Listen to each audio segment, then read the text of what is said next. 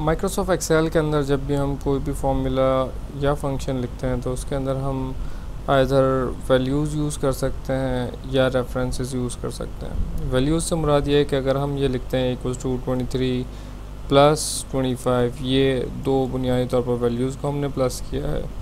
Accordingly अगर हमारे पास यहाँ पर दो सेल्स में कोई वैल्यूज़ लिखी हुई हैं और हम कहते हैं equals to this plus this, ये B8 और C8 रेफरेंसेस कहलाता है। जब हम रेफरेंसेस की बात करते हैं तो बुनियादी तौर पर हमारे पास तीन तरह के रेफरेंसेस होते हैं। सबसे पहले और जो डिफ़ॉल्ट होते हैं माइक्रोसॉफ्ट एक्सेल के अंदर, ये कहलाते हैं रिलेटिव रेफरेंसेस। जो दूसरे आपके पास होते हैं वो एब्सोल्यूट रेफरेंसेस कहलाते हैं। एब्सोल्यूट रेफरेंसेस के लिए अक्सर मैंने लोगों को देखा है कि वो फिक्स्ड, कांस्टेंट, फ्रीज,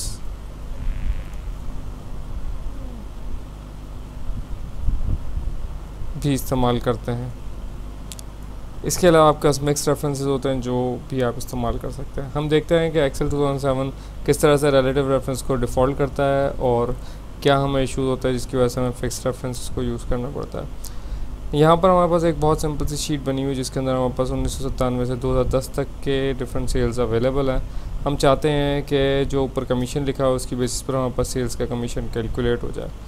तो उसको कैलकुलेट करने के लिए हमने सिंपल प्रेस किया equals to sales multiplied by 3%।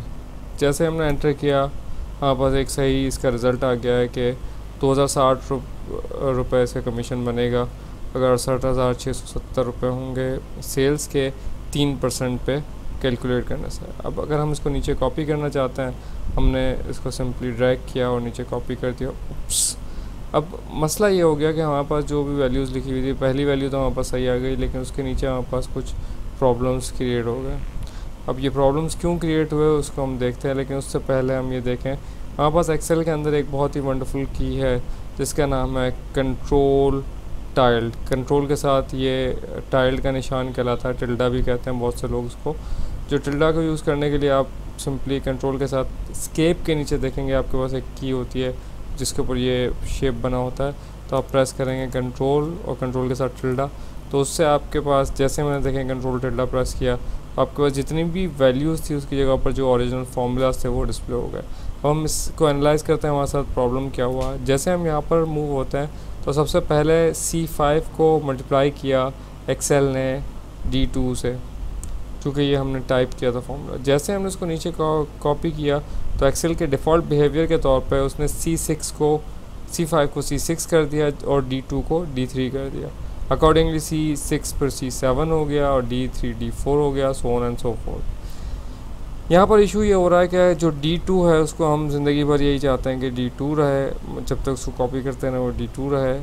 C5 अपनी जगह बिल्कुल चेंज होता रहा। दोबारा से मुझे नॉर्मल हालत में लाना होगा। दोबारा से मैंने कंट्रोल टिल्डा को प्रेस किया।